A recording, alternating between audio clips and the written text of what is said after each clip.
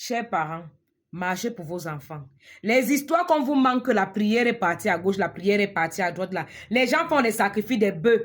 Ils tuent les taureaux. On vous manque, c'est pour le sadaka. Vous acceptez que oh, la prière, alors que c'est pour leurs choses. Marchez pour vos enfants.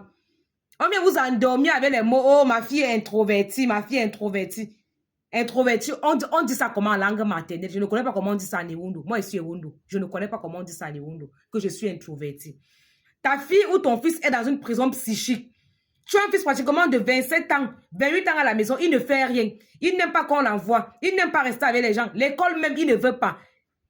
Il ne fait rien. Les jeux vidéo, rien. Le sport, rien. Il est toujours couché à la maison. Vous trouvez ça normal. L'enfant n'arrive pas à s'exprimer. Vous ne connaissez pas ce qu'il aime. L'enfant est emprisonné.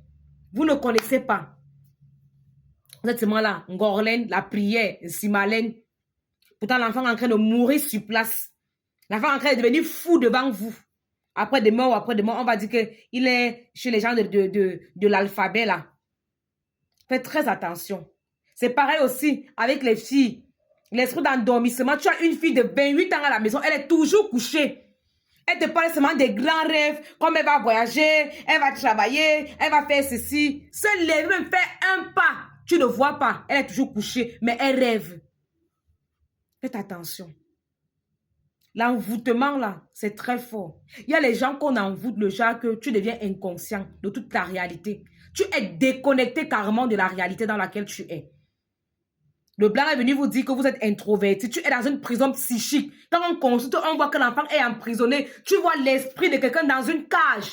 Tu es avec l'enfant n'arrive même pas à s'exprimer. Il y a d'autres fils, là, elle est en conversation avec sa mère. Elle a 28 ans, elle est incapable de parler, sa mère qui parle à sa place. Je voyais ça, les gens qui demandaient, c'est ça, c'est la sorcellerie ou bien c'est comment? Moi, j'ai commencé à marcher, ou c'est à 17 ans, ou c'est à quel âge là? J'ai commencé dans les prières, on ne m'accompagnait pas. Je partais avec mes frères, mais quand on me faisait l'écoute, je parlais seul.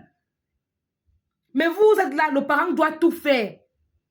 Vos enfants sont emprisonnés mentalement. L'enfant n'arrive pas à s'exprimer, l'enfant est perdu. Dans sa tête, c'est le brouillard, le vide, il n'y a rien, pas d'idée, rien, il est contrôlé émotionnellement. Vous êtes là, vous dormez. Vous allez dire que la prière, les veillées de prière, vous montez, vous descendez. Ceux qui sont partis faire les veillées de prière en décembre, là, vos vies ont changé depuis là. Vous avez eu quoi? Marchez pour vos enfants. Marchez pour vos enfants. L'esprit d'endormissement, là. Il y a les filles de 35 ans à la maison, sa mère prépare et mange, je trouve que c'est normal. Pas de petit boulot, elle est là. Je te dis qu'elle est trop respectueuse, elle ne mène pas une vie de débauche, elle attend l'homme de sa vie. On ne parle pas de ça, on parle du travail, on parle de se débrouiller, de faire les petits boulots.